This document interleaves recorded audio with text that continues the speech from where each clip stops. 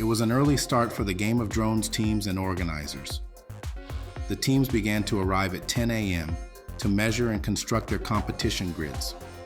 This is the last practice session before the competition on the campus of North Carolina Agricultural and Technical University. It was another day at the office for Team Union's middle and high school competitors. Both teams placed first last year, and they are showing no signs of slowing down.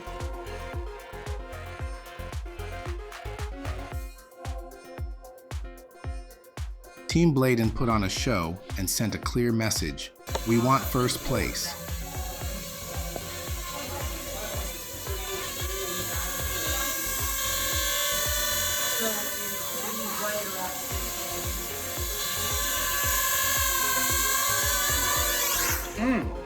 Nice, guys. Looking good. Team Cumberland reeked of confidence while they put on a masterclass in attention to detail.